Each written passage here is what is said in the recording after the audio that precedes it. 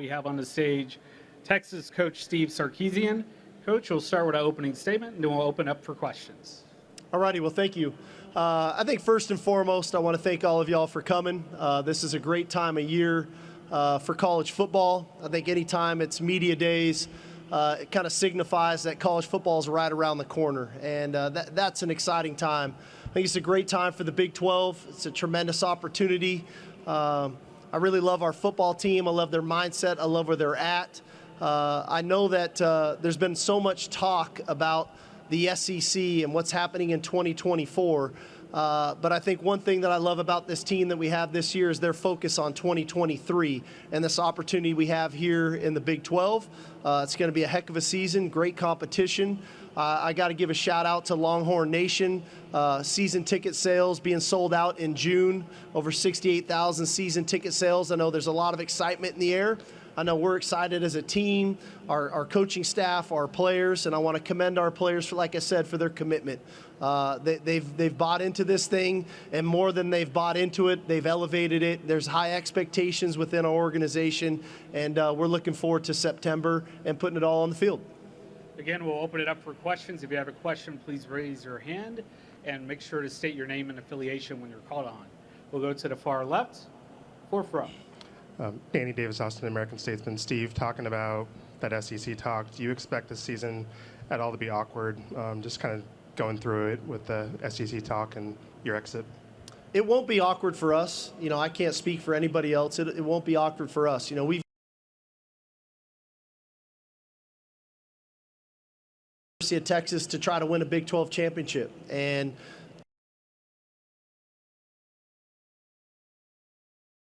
it won't be awkward from our end, but like I said, I can't speak for everybody else.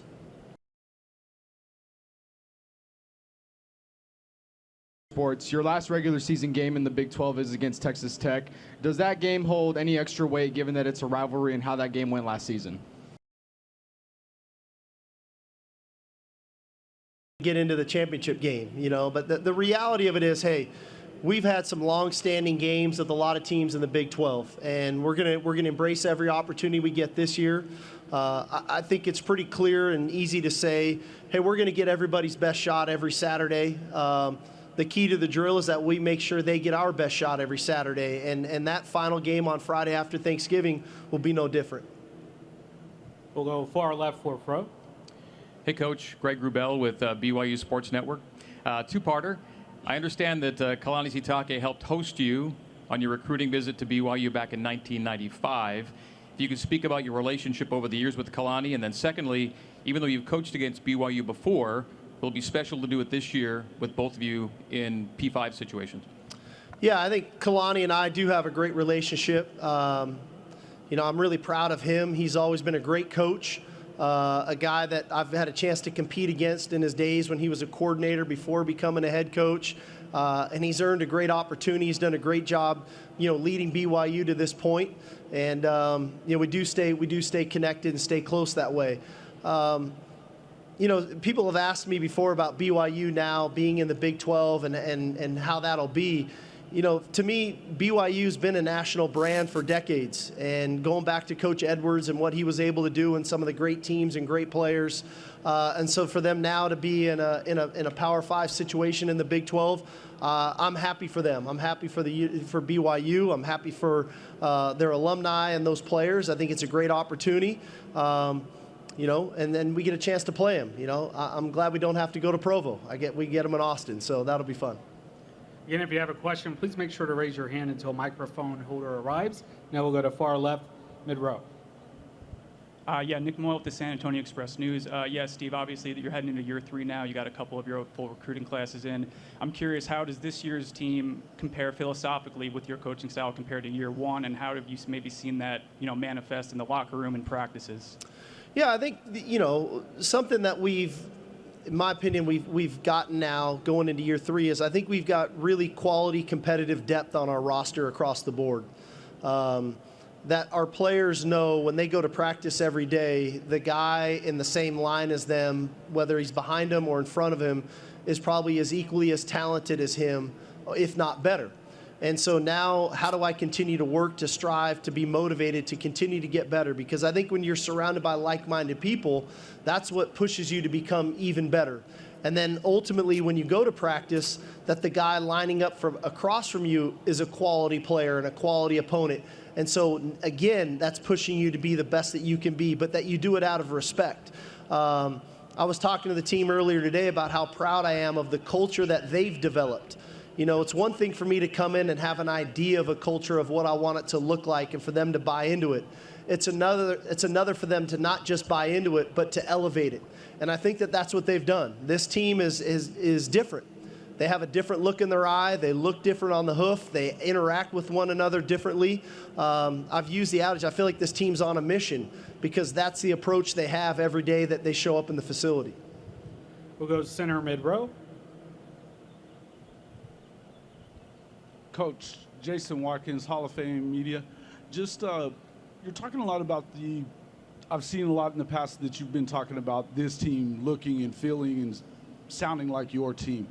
What are your expectations overall for this season? Do you expect to go home with the championship? I expect our team to play aggressive, tough, fast, physical, and smart football every Saturday.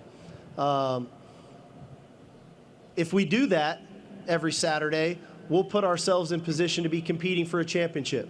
But that's the challenge that we have week in and week out, is to put ourselves in the best position to go do those things. There's a style of play that we believe in, and that there's a level of toughness that's involved. There's a level of physicality that's involved. There's a level of aggression that's involved. There's a speed element involved. There's a football intellect that's involved in all of that, that we have to recreate starting every Sunday night, Monday, Tuesday, Wednesday, Thursday, Friday, to get ready for our upcoming opponent.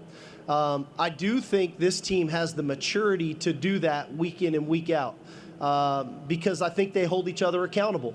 And when a guy is not doing that, they're willing to step in, and they're not relying on the coaches to do that as much anymore. So, ultimately, if you ask any one of our December 2nd competing for a Big 12 championship.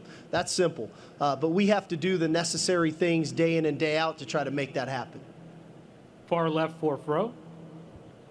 Hey, Steve. Cedric Golden, Austin American Statesman.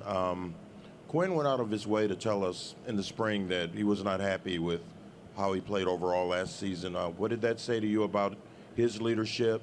And how's he handling all the expectations? He's projected already as a first-round pick next spring. Well, I think a couple things about Quinn that stood out to me from last year as you go back and kind of assess last season. You know, he came back for the OU game coming off the injury and had a really good football game. And you go read about the quotes that he had after that game. All he did was praise his teammates for how well they played. And then you look at him after we don't play great against Oklahoma State and we suffer a loss, and he took all the blame.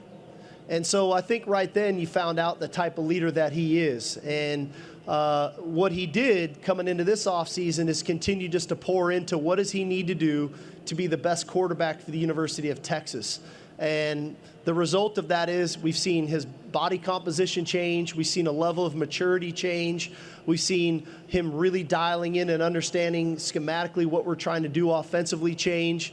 We've seen him, from a morale standpoint, speaking up in team meetings, speaking up on the field from a work ethic standpoint. And I think he's earned the respect of his teammates throughout this time and throughout this process. What I do know is he's extremely talented. There's not a throw he can't make. He's got a very high football IQ. And if things go the way we think they can go, the pundits are probably right. He is a first-round draft pick quarterback. We'll go center right. Coach Lynn Harrington with State Line Power 5. How you doing? Great. How are you? I'm all right. So last week, did it surprise you that Texas was picked atop the preseason media poll to win it? And do you feel that's going to be more added pressure on you to deliver in year 3 in the program's final year in the Big 12? I don't know. I don't know what surprises me. I don't know what you guys do at night, man. So you guys are the one that decide who gets picked where, quite frankly. And not to take anything away from you, it doesn't really matter, right? It's how we play and what we do. What I do know is I chose to be the head coach of the University of Texas, and our players chose to come to the University of Texas. With that comes a responsibility and the expectations that come with that. So we don't shy away from that. We accept it. We have to acknowledge it, all right? And then we push it to the side, and then we get back to the daily grind of what we need to do. And I think we've got a mature enough team to respect what you guys think of us. But at the end of the day, now we have to go back to work. Expectations are just that. What will ultimately define us is how we play on Saturdays, and that's what we got to focus on. We'll go center left midway. Jerry Lee Willard Jr., the College Sports Report. Coach, you've talked about the success of Quinn, but it all boils down to the offensive line. Have you gotten him to a two-depth situation?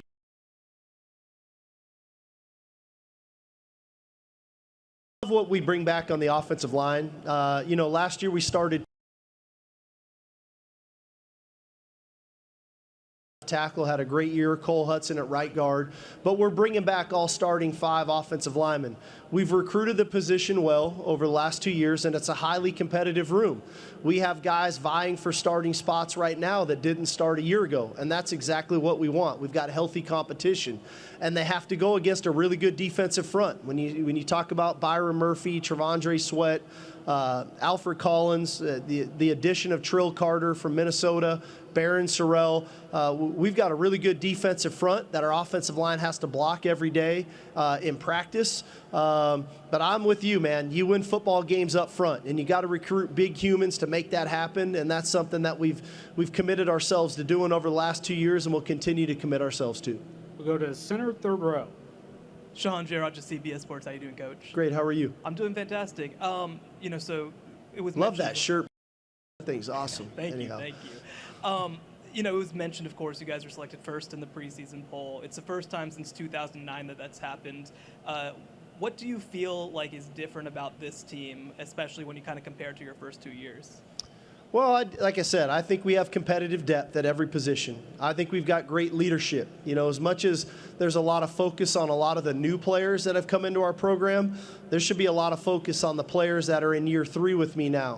When I think about Jalen Ford, Jade Barron, Xavier Worthy, Christian Jones, Trevondre Sweat, Alfred Collins, Vernon Broughton.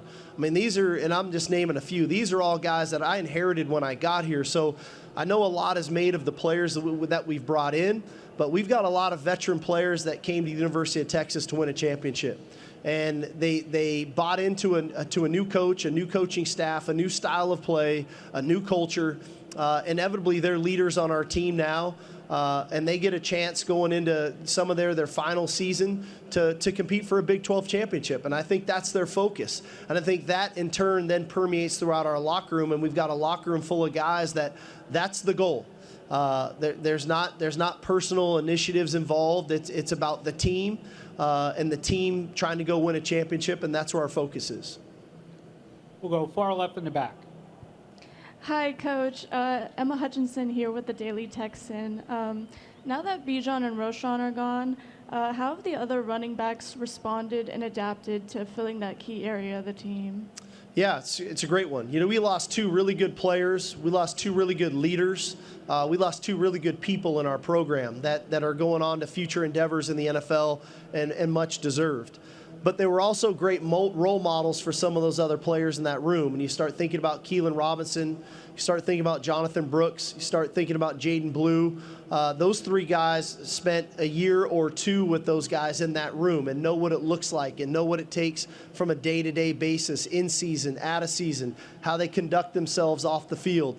And then with the addition of Cedric Baxter and Trey Wisner, 2 really good young players for us, there's no shortage of talent in our running back room. It's making sure that they're prepared for the grind of a 12-game regular season and then ultimately, hopefully, games to come after that. And so we feel good about the depth in the room. There's a lot of maturity. I think Coach Choice does a great job coaching those guys, and I think we'll be in good hands at the running back position. We have time for one final question. We'll go to the center, fifth row. Steve, Colin Wilson with the Action Network.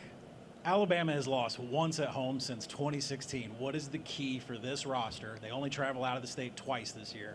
What is the key for this roster to go in and win at Alabama?